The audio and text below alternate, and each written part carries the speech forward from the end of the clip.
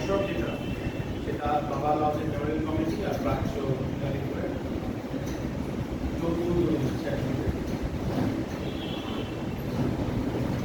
আমাদের কমিটির অন্যান্য মেম্বার এসছেন আর বাকি আপনারা সবাই প্রাচ্য সদস্য।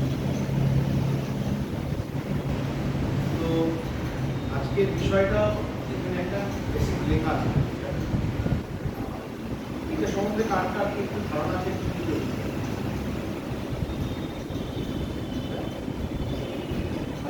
সাবজেক্টে লেখা আছে একটা ওয়ার্কশপে, এটা সম্বন্ধে কোনো ধারণা আছে?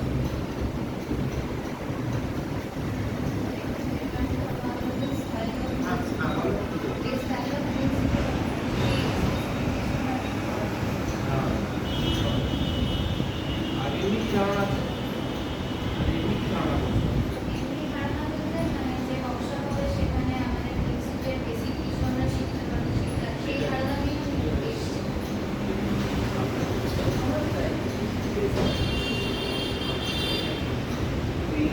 সাথে মিউজিকটি তবে মার্জ করে যে সংলাপ তৈরি করুন সেটাই জানা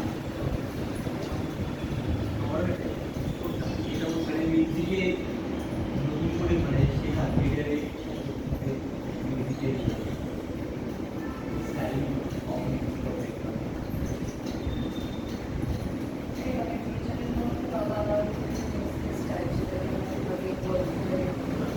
এটা সম্বন্ধে কিছু জানো?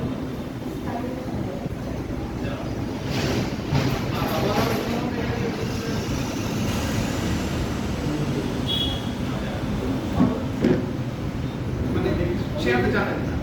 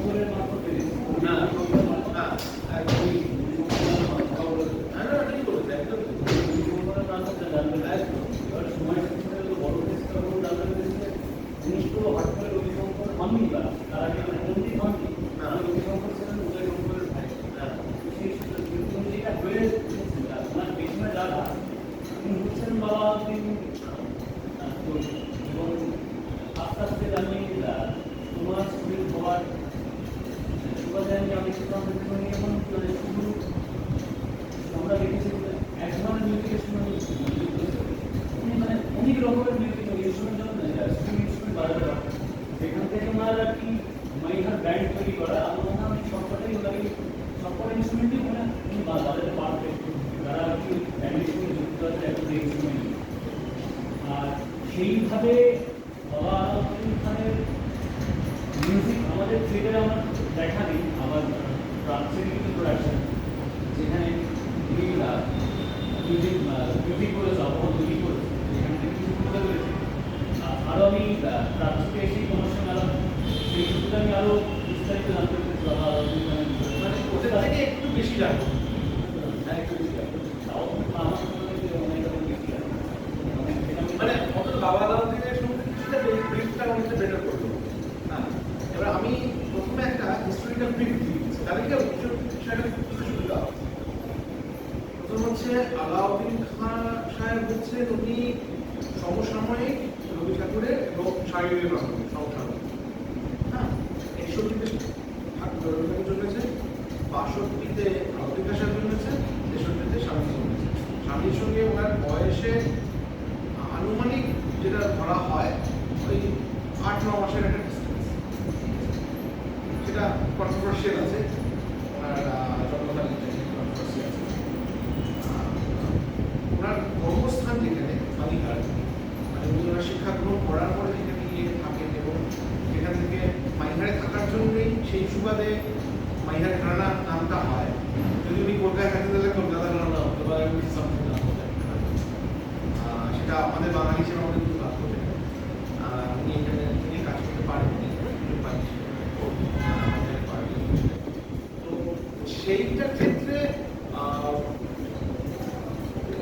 মাইহারে যাওয়া এবং যাওয়ার পরে যাবতীয় যে কাজকর্ম সেইটার সঙ্গে তার ঠিক আগের যে পিরিয়ড, মানে মাইহারে যাওয়ার আগের যে পিরিয়ডটা, সেই পিরিয়ডটা ওনার সঙ্গে থিয়েটারের একটা বড় অনেকটা লম্বা সময়, প্রায় 20 বছরের একটা থিয়েটারের সঙ্গে ওনার তাকে ঠিক আছে। এবং যেটা শুরু হচ্ছে বিংশ শতাব্দী রবি বিনোদিনীর যতগুলো নাটক আছে সবকটা নাটকের মিউজিক কম্পোজার ছিল আলাউদ্দিন খান। কিন্তু সেখানে আমরা আলাউদ্দিন খানের কোনো নাম পাই না, কারণ উনি ছদ্মনামে কাজ করতেন। ওনার নাম ছিল প্রসন্ন কুমার বিশ্বাস। তোমরা যদি বাংলা থিয়েটারের ইতিহাস পড়ো, প্রসন্ন কুমার বিশ্বাসের লেখা দুটো নাটকও পাবে।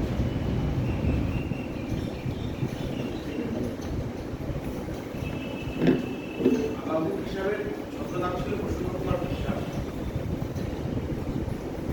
প্রসন্ন কুমার বিশ্বাস এই নামটা কি করে হলো সেটা একটা ইন্টারেস্টিং একটা বিষয়। আলাউদ্দিন খান সাহেব এসে যখন ওনার বিভিন্ন গুরুর কাছে তালিম নিচ্ছে বিভিন্ন যন্ত্রের জন্য, ওনার সঙ্গে আলাপ হয় স্বামী বিবেকানন্দের দাদা, জ্যেষ্ঠ দাদা আবু দত্ত। আর তখন স্বামীজি বলেন আবু দত্তের কাছে আলাউদ্দিন ভাষায় ক্ল্যারিনেট, তারা কোনো ক্ল্যারিনেট অলরেডি শিখেছেন লোক সাহেবের কাছে। কিন্তু আবু দত্ত প্রথম বাঙালি ক্ল্যারিনেট প্লেয়ার ছিলেন যিনি একটা ওয়েস্টার্ন ইনস্ট্রুমেন্টে ইন্ডিয়ান মেলোডি বাজান। ওই টেকনিকটা শেখার জন্য এবং দ্বিতীয় একটি যন্ত্র হচ্ছে ইসরা, এই দুটো যন্ত্র শেখার জন্য উনি আবু দত্তের কাছে যান এবং ওনাদের বাড়িতেই যেতেন, স্বামীজির বাড়িতেই যেতেন। ওখানেই ওনার সঙ্গে স্বামীজি আলাপ এবং একটা যেহেতু সমবয়সী ছিলেন একটা বন্ধুত্বের সম্পর্ক তৈরি হয়। এবং স্বামীজি ওনাকে, যেহেতু ওনার বিভিন্ন বাদ্যযন্ত্রের প্রতি আগ্রহ ছিল, স্বামীজি আরেক গুরু আছে যার কাছে উনি বাংলা শিখলেন, কেবল কিশোরজি, যেটা বলে বাংলা সুগন্ধি কাকুয়াজ পরম্পরার স্রষ্টা, তার কাছে আলাউদ্দিন সাহেব উনি নিতেন। এবং সেই জন্যে স্বামীজির যে পাকওয়াজ বাজানোর যে পদ্ধতি এবং আলাউদ্দিন সাহেবের পাকওয়াজ বাজানোর পদ্ধতি একই। তো এই পদ্ধতিটাকে একই আমরা কিভাবে বুঝি, সেটা যেমন কোনো একটা গানকে যখন আমরা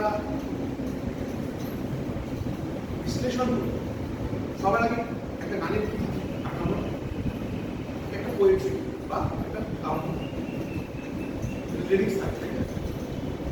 তো সেরকম ইনস্ট্রুমেন্টাল মিউজিকের ক্ষেত্রে আমাদের লিরিক্যাল যে পার্টটা, সেটাকে বলা হয় বাণী বা বোল। ওই বোল বা বাণী যেটাকে আমরা চিনতে পারি যে কে কোন স্টাইলাইজেশনে বাজাচ্ছে। এই স্টাইল যে কথাটা আসছে ওটা কিন্তু বাণী থেকে শব্দটাকে আসছে, ঠিক আছে। এবার এই বাণীর বিষয়টা সম্বন্ধে একটু একটা নোট নিয়ে না, বিষয় এই ব শব্দটা থেকে ধাতু থেকে চারটে অক্ষর আছে, মানে শব্দ রয়েছে। একটা হচ্ছে বাণী, বাণী বাণী আপনি বাণী লিখবেন বয়াকার বাংলা লিখবেন BANI ইংলিশ, হ্যাঁ, বিনা BEENA।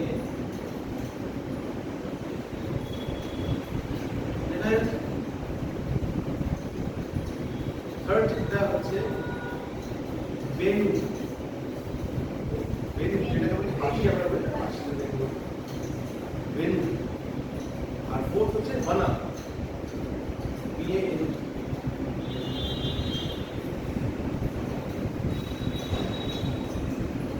চারটে, এক হচ্ছে মানি, বিনা, বিনা আছে মানি বা বিনা আছে, তারপর বেনু বানা, ঠিক আছে।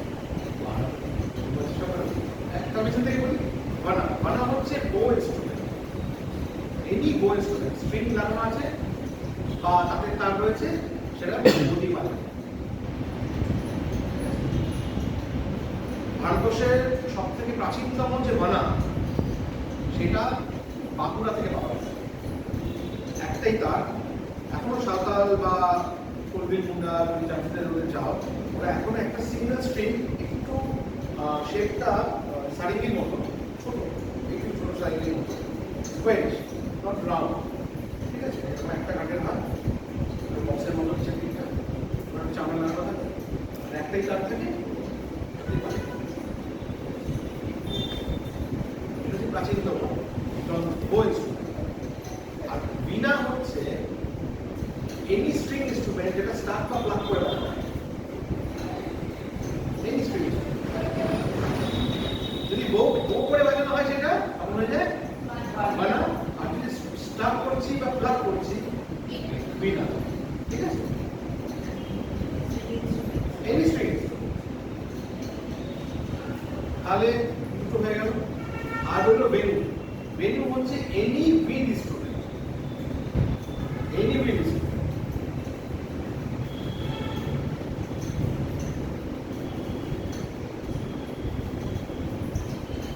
আর লাস্ট হচ্ছে বাণী। এই তিনটে অংশ প্লাস গান, এই সব কিছুকে কমিউনিকেট করার জন্য করা কি চাই? একটা লিরিক্যাল কন্টেন্ট চাই, যেখান থেকে পুরো সঙ্গীতটা সৃষ্টি হয়েছে। কেন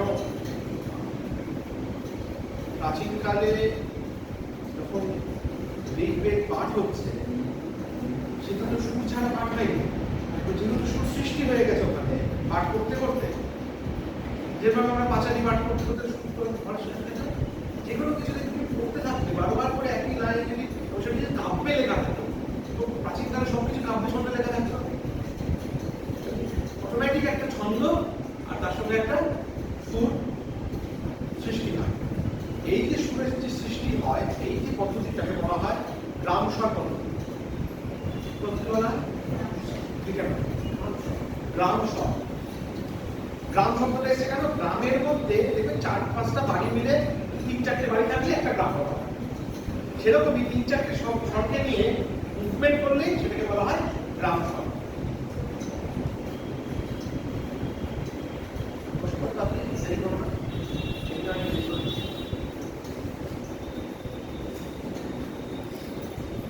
তো এই যে গ্রাম স্বরের যে পদ্ধতি, এই পদ্ধতি থেকে কিন্তু সামনে এসছে। এখান থেকে স্বরের সম্বন্ধে আমরা জানবো। মানে যখন পাঠ হতো তখন সুরটা কেরকম ছিল?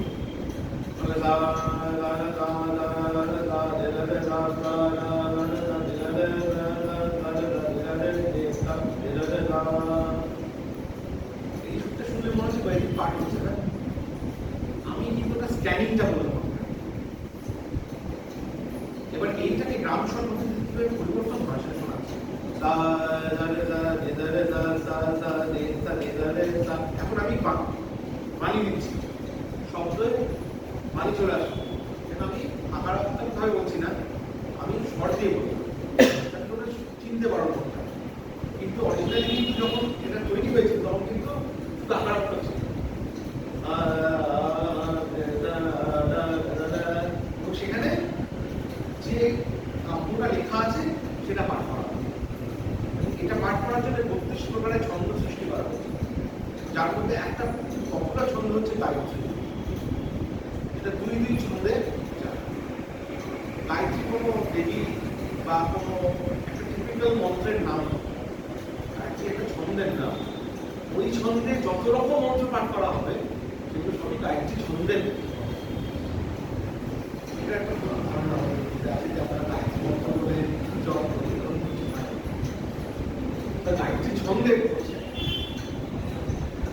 এই গায়ত্রী ছন্দ নামটা, গায়ত্রী একজন নাম করা রাইটার ছিলেন, যার সৃষ্টি করা। এবং ঋগ্বেদ দেখো, ঋগ্বেদে খুব ইন্টারেস্টিং একটা বিষয় হচ্ছে, কোন দেবতা বা দেবীর নামে ডেডিকেট করা হচ্ছে, মনে করো একটা পদ, ঠিক আছে, 6টা লাইন লেখা আছে, সেইটার ক্ষেত্রে ওই দেবতা বা দেবীর নাম যেমন লেখা আছে, মেনশন করা আছে, কোন ছন্দে ওটা বলা হবে, পাঠ করা হবে, কোন লাইনটা কোন ছন্দে পাঠ করা হবে সেটা মেনশন করা আছে, এবং কারা কারা কোনো একজন ব্যক্তি এই পুরো ছন্দগুলো মানে কাব্য রচনা করছে সেটাও মেনশন করা আছে।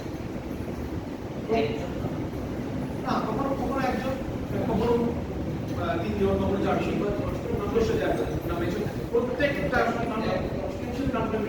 একদম কারা করেছে, কন্ট্রিবিউট করেছে। এবং সেক্ষেত্রে এরকম হতে পারে যে মানে একাধিক দেবদেবী নাম কিন্তু একজন লিখেছে, আবার দেখা যাবে মানে দুজন মিলে একজন দেবতাকে নিয়ে লিখেছে বা দেবী, একটাই ছন্দ ব্যাপার হচ্ছে বা বহু বহু ছন্দ ব্যাপার হচ্ছে। ওইটা প্রথমেই ওপরে 3টে অংশ লেখা থাকে, ডিসক্লেমার দেওয়া থাকে। তারপর কিন্তু সেই অনুযায়ী কিন্তু পাঠটা করা হয়। এটা তোমাকে আগে জেনে নিতে হবে তুমি কি সম্বন্ধে করতে যাচ্ছ, সাবজেক্ট যদি না জানো তাহলে তুমি পাঠটা করবে কি? এটা হলো বেসিক স্ট্রাকচার। শর্টটা কিন্তু পরিবর্তন না পাচ্ছি।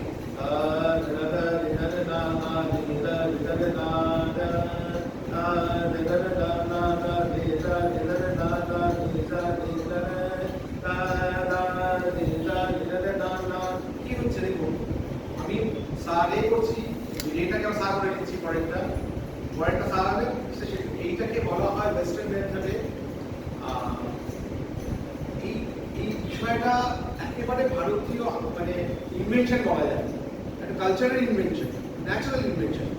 সেইটা পরবর্তীকালে ওয়েস্টার্ন কালচারটা যায় এবং ওরা টেকনিক্যালি এটাকে নিয়ে ওদের যে মিউজিক অফ অ্যাপ্রোচ, যেটা প্রথম থেকে মডেল মিউজিকই ছিল আমাদের মতো, সিঙ্গুলার ইনস্ট্রুমেন্টাল মিউজিক ছিল। 14th সেঞ্চুরির পর, মানে এত পরবর্তীকালে বলছি, 14th সেঞ্চুরির পর ওই মডেল মিউজিক থেকে যখন হার্মোনিক মিউজিকের দিকে ওরা শিফট করলো, তখন ট্রান্সপোজ বলে এই কনসেপ্টটাকে বলা হলো, যেটা ট্রান্সফার পদ্ধতি। ট্রান্সপোজ যেটা ওয়েস্টার্ন পপ সং এর ক্ষেত্রে ভীষণভাবে ব্যবহার হয়।